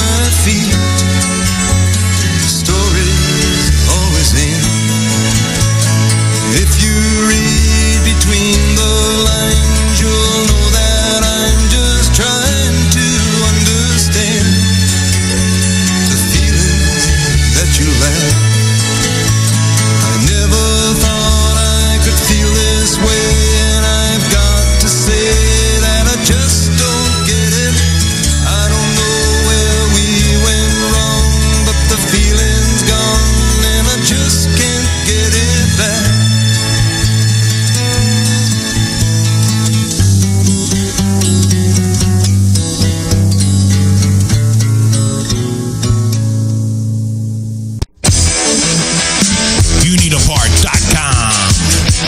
Fast and free, the internet's top used parts locator service. Over 3 million part searches since 2001. Salvage yards, sell more parts. Become a member today. YouNeedAPart.com. Tell them you heard it on Enravio.com. The future of radio is now. Enravio.com. Broadcasting to 6.8 billion people. Internet, radio, TV.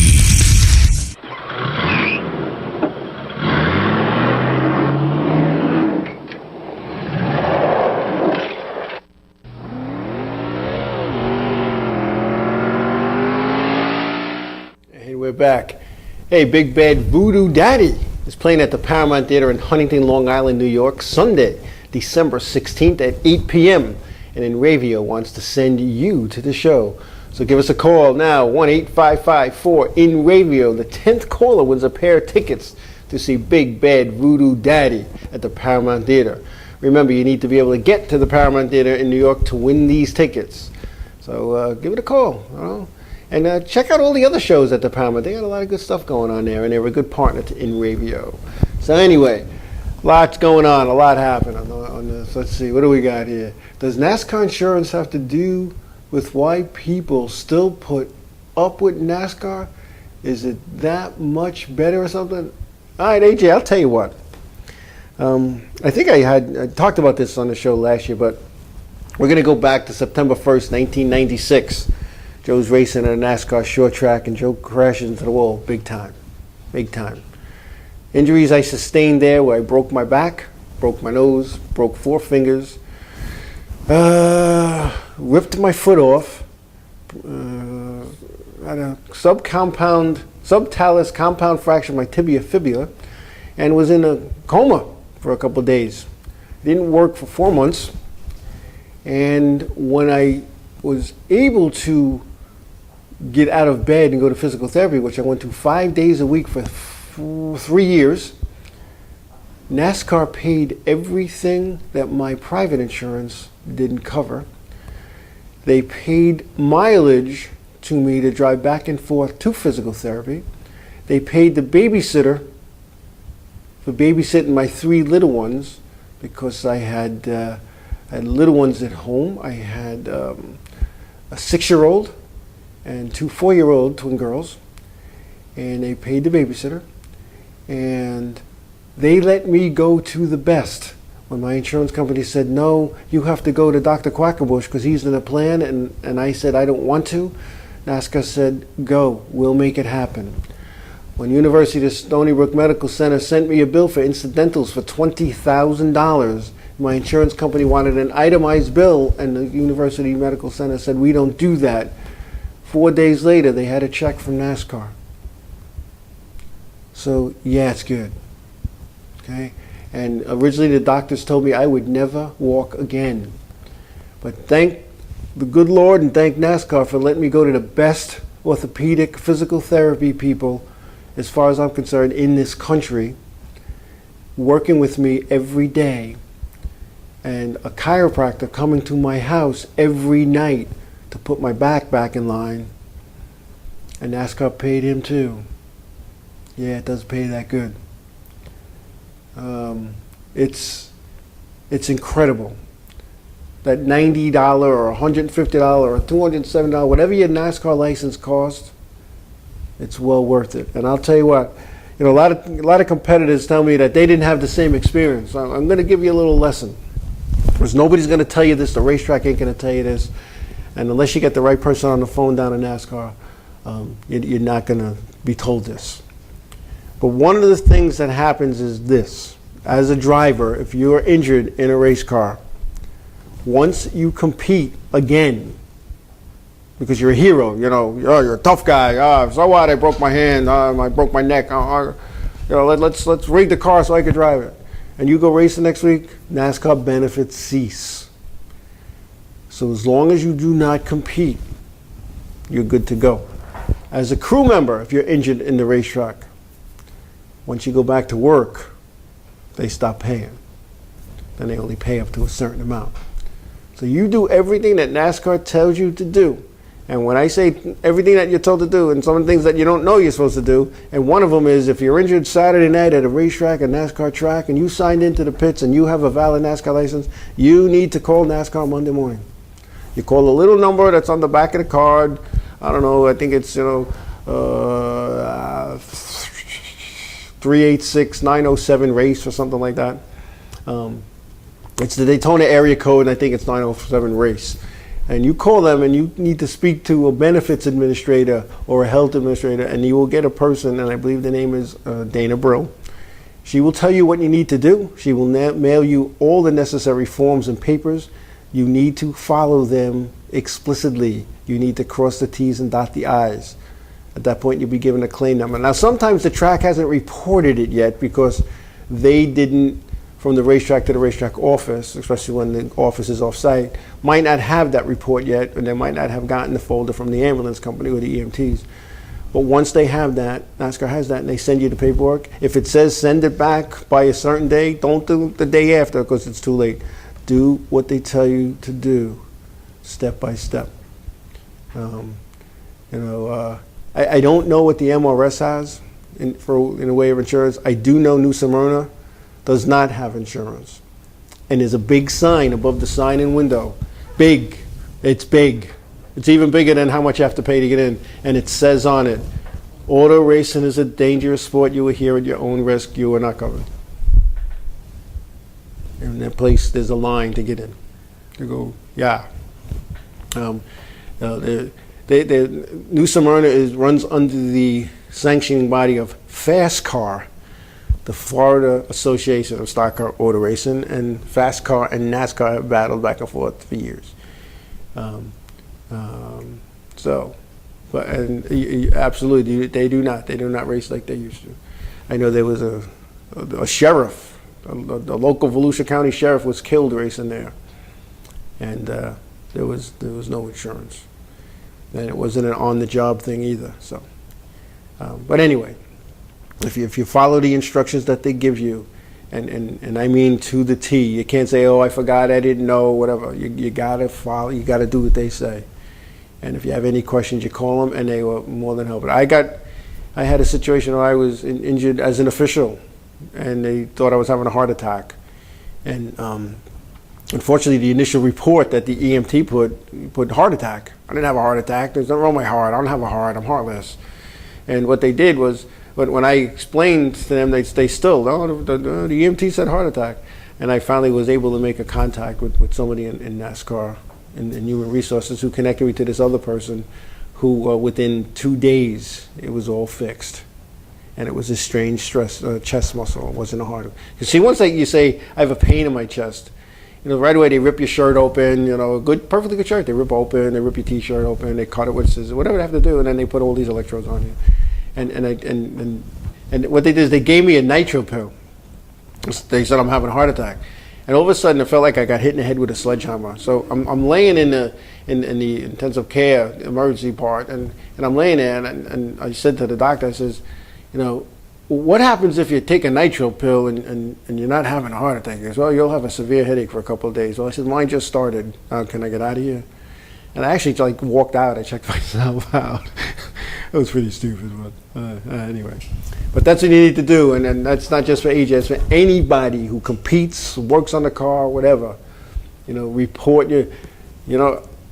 My driver got a little banged up once at the racetrack, and he didn't report it, and he gave me some song and dance that the ambulance already left. Well, you know what? You need to report it to somebody, and he finally did, and he was kind of covered. So I don't know.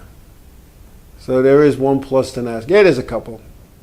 They make sure we get paid too, and I don't mean official salary. I mean the payoffs and the purses, because I believe the ruling is if you sanction a race, the payoff or the purse has to be in the bank 48 hours prior to the event. Because if you've ever gotten paid from NASCAR, at least in the Touring Series, not in the Weekly Series, you get a check from NASCAR Awards. That's because the promoter has to send NASCAR that money 48 hours prior to the event. Weekly's a little different, you know. So really, just okay. Poor Kevin. Oh, poor Kevin. The guy just had heart surgery. What are you picking on him for? Just had heart surgery, and I hope he's doing well. Kevin, I hope you're feeling better. But anyway, when you go to these things, and you know, going back to the original debate I was having with myself is the modified series is in trouble. And I remember when the Southern Modified started out, it was, yeah, he does. It was supposed to be a merger eventually, so we could race up and down the whole coast. And the Southern mods were supposed to catch up to the Northern mods in technology and equipment and stuff. And it was just never pushed, never enforced.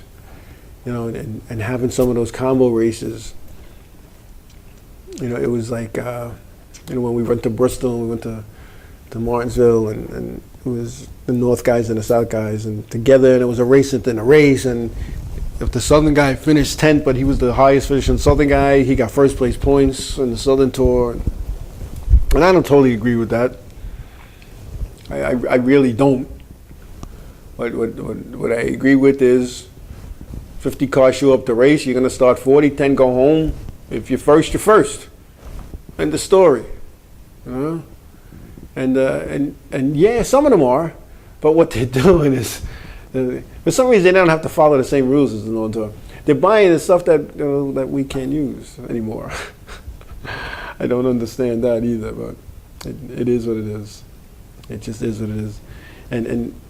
But again, this is one of the things, you can't have a Northern and a Southern Tour, in my opinion.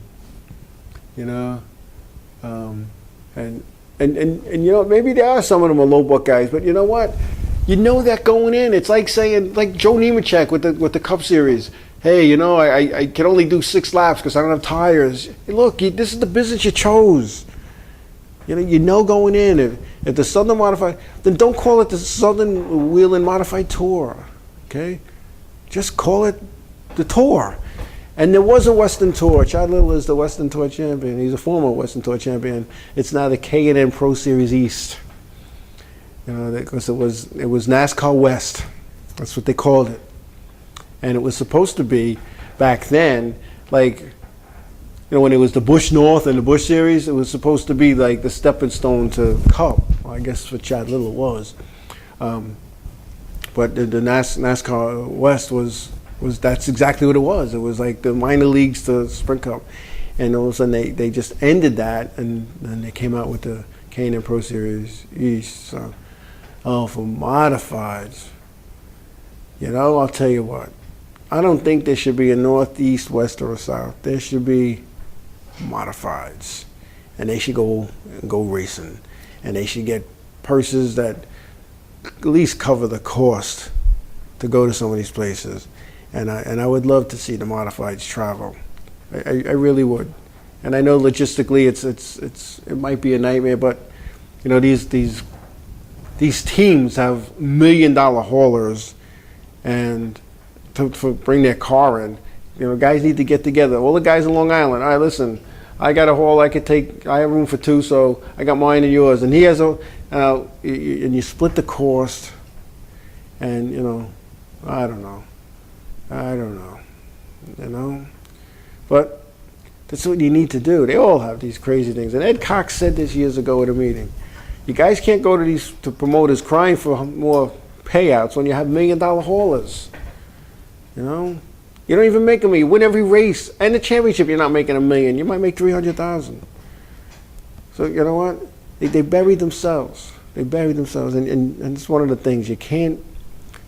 I don't know what the phrase I'm looking for. I mean, you just can't bite the hand that feeds you. You can't embarrass these promoters. You can't go and crying at, you know, it's like going to social service and saying you're starving and you got, you know, 2 loaves of bread under each arm. You can't do that. That's just my opinion. But you know what? And you know, you can't show up with 2 cars, and you can't show up with 5 motors, and you can't You can't wreck on Saturday night at a weekly place with a car and show up with a pristine car on Saturday. Promoters don't like to see that. I mean, they like to see that you came back, but then you cry that you're not, I'm broke. Nobody told you to spend 80 grand on motors. Nobody told you to do that. But if you're running a certain motor, you gotta buy two. It's just one of those things, But I don't know. I don't know. All the money is tied up in my racing. It's funny. And I know what it costs to race. I've been in this business a long time. I've been an owner. I've been a driver. I've been a crew guy. I know what it costs. And some guys just don't. And I know I've talked about this. You got to run your race team like a business. And your business needs to be profitable, or you're out of business. And that's not what happens. You see, you get $20,000 in sponsorship money, but you spend $50,000. Where'd the other 30 come from? Came out of your pocket. You can't go in your pocket to go racing. And I'll tell you what, I started racing in '77, and I'm only thinking, in '77, I went in my pocket a little bit, and then in 2011, I went in my pocket. What was it? 2010, I went in my pocket a little bit to go racing. Okay? I never went in my own pocket. I sold my team. I got good, and I didn't mean sold the team. I sold it to sponsors. And I did the right things for my sponsors. And we did appearances, and we did giveaways, and we made a measurable program that they could measure the return. And I'm going to tell you something right now, other than the big one, because you can't measure the big brothers and big sisters and what I did for them in dollars and cents, but all the others, for every dollar they gave me, I could show them $3. Every single one. Big Brothers, there was other things. We created an awareness with Big Brothers and Big Sisters in Long Island. And we had a good partnership thanks to John Wellman and his efforts. And we got Big Brothers and Big Sisters involved with local schools. We got Big Brothers and Big Sisters involved with racing. We got Big Brothers and Big Sisters kids going to duck games on Long Island in the independent league, minor league baseball. We did those things. We solicited monies and funds for Big Brothers and Big Sisters, where at the Safer banquet in 2000, and I'm thinking 7, 8, at the Safer, the Suffolk Association Figure 8 Racing, the Big Brothers and Big Sisters were handed a check for $5,000. Through my job at UPS, Big Brothers and Big Sisters was handed a check for $15,000. Right? Those are the things you have to do. So anyway. And yes, my race news, Mr. Rob Bader has sold the number 19 blunderbuss car, which competed here on Long Island, to an unknown driver. When I say unknown, according to Rob, who in the social medias, the new car owner wants to remain nameless for now. Don't know why. Maybe he didn't tell his wife he bought a car. Unspecified, that was the word. Maybe he didn't tell his wife he bought a race car. Maybe it was a woman, she didn't tell her husband. Maybe it's a young guy, he didn't tell his mother that he took the money out of the bank. But you got to respect what the guy wants, and that's it. So Rob, and I think Rovin was on here before. I'm surprised he didn't kind of talk about it. But Rob and I had a little conversation yesterday, and Rob has actually right now no plans for 2013. I know he's trying to get some things he'd like to move up out of that entry-level division, and I'm going to call it entry-level until they change it in Aruba. He wants to move up into that and maybe to a late model or a Charger. And I'll tell you what, and no disrespect to Charger drivers, but anybody that drives, and for those who don't know, outside of Long Island, a Charger car is a street stock. That's all it is. They call them Charger cars here on Long Island.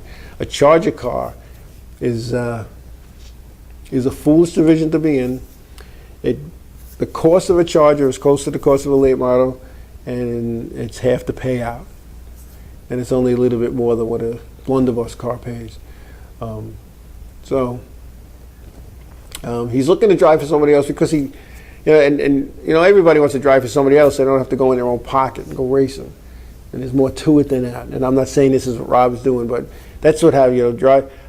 Some drivers, they'll come to you and they want to drive for you. And I'll tell you what, I had a driver come to me, call me up, wants to drive for me. And I said, "Oh, yeah, what do you want to do? How do you want to work this?" He goes, "Here's what I want you to do. I want you to buy a NASCAR license for me and my wife, and I want you to pay my way into the pits every night and my wife's way into the pits every night, and I get half the purse." So I said, "Well, we could probably do that, but then you need to pay half the expenses."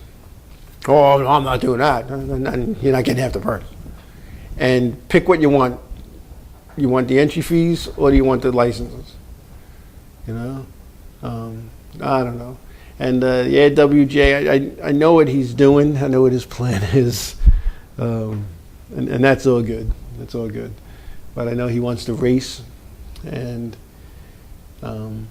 there's opportunity out there. There's things that would be would work.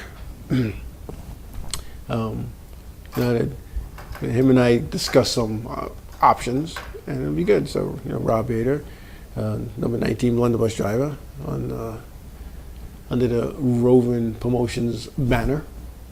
But you know what happens? You get to a point in your life where you realize that you don't need to do that. You can do there are other things in life.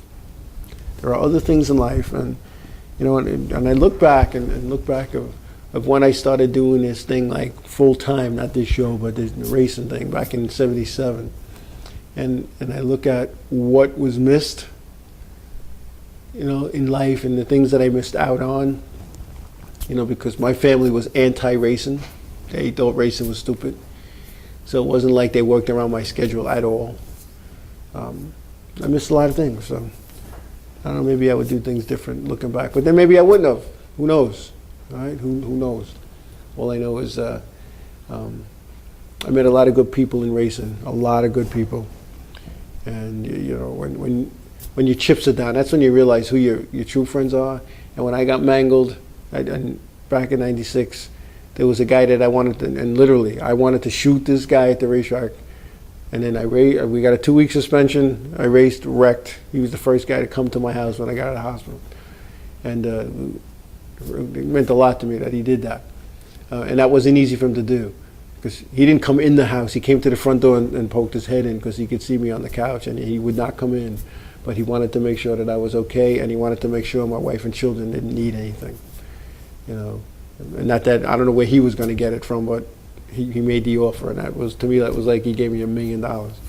But you meet a lot of people, and like WJ, I met WJ through racing. I didn't know who he was until racing, and in an unrelated, non-racing conversation, I made a comment that I needed a slide projector because my mom passed away. She had like 10,000 slides that I wanted to watch, and the next day WJ showed up with one, and that's something that I will never forget. And stuff like that.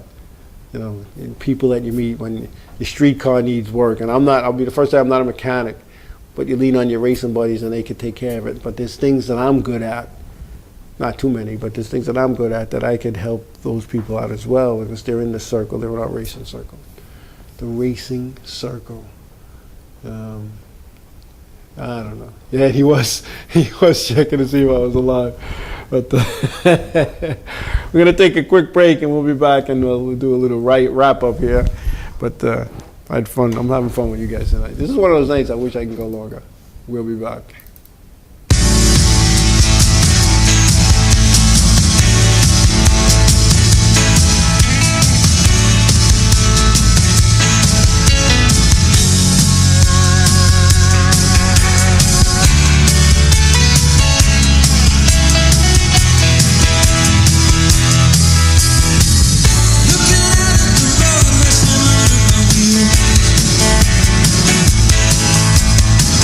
Looking like a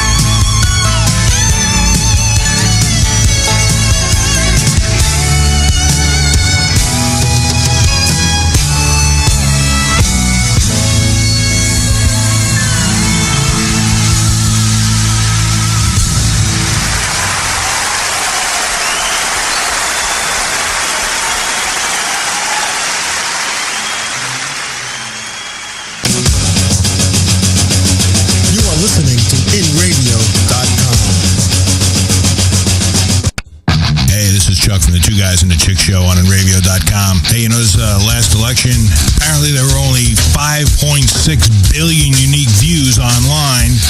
Go figure. I guess it kind of opened their eyes a little bit that internet is the new way to go. I guess you could say the future of radio is now, broadcasting to 6.8 billion people. InRadio.com.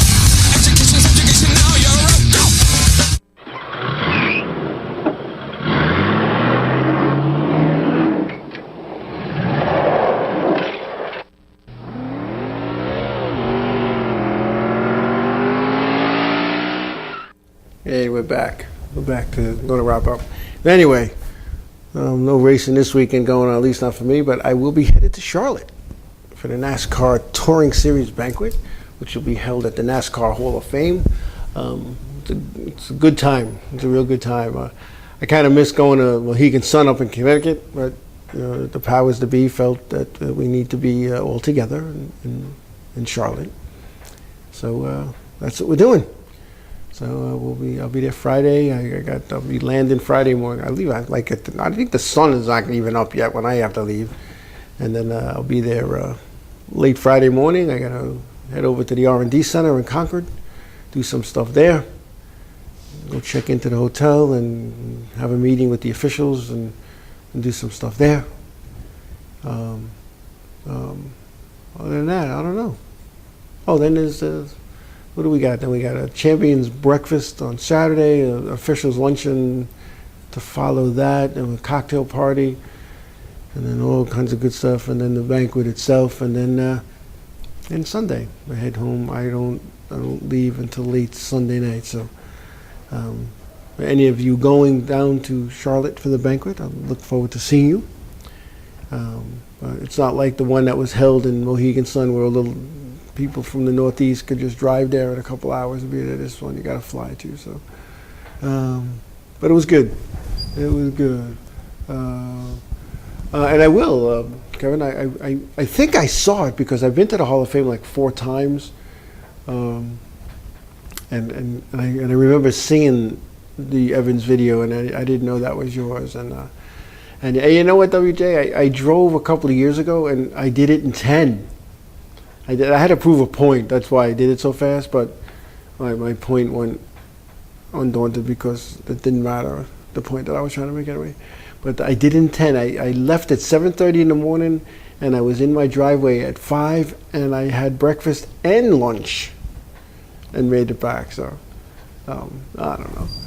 How many tickets? No, it's funny. I didn't get any that time. Not like when I went down to Daytona that one year, and I got... what did I get? A 92 and a 55. I went to Bristol. I got a 90 and a 55. Went to Martinsville. I had Mike Smokey Boken, former flagger at here on Long Island. I was with him, and I was going from Greensboro to Martinsville, and they got me for like 88 and a 55. What are you gonna do? And then once you tell me you're a NASCAR guy, the NASCAR official, they really sock it to you. But one state trooper wanted me to come visit the judge in the morning and explain my stupidity. Then I told him I was a NASCAR official. I really needed to get to the race, and he let me go. You're the man. And I don't know if I've ever. No, I have. I've made it to Florida without tickets a few times, but and that's good. Well, the speed limit is 70, so you can go 84 before they'll pick you up on the radar. And then here I am telling people what they do, and I'm the guy getting tickets. But anyway, I want to wish everybody a good week, good safe week. We'll be on next Monday. I just want to let everybody know that I believe Christmas Eve and New Year's Eve on Mondays, we will not be here. Our staff will be home celebrating with their families as they should be. So don't tune in. If you want to tune in, you got nothing to do. There's archive shows. So, but anyway, I want everybody to have a good week. I want to thank everybody for sharing some time with me. God bless you all, and have an awesome week. We'll see you next week. Have a good one. Maniac, and I'm on the attack, and you're a racetrack hack at the back of the pack. You drive like my Uncle Pete. He's blind and ain't got no feet. Just one more lap till I take the checker. Add another win to my winning record, another trophy, more respect. And a great big gosh darn check. See, there I am in victory lane. I'm doused with champagne once again. There's you in last place. You got egg all over your face. See, I'm the best. I'm the star. I'm the undisputed king. You're just out of place. 'Cause you just outrage.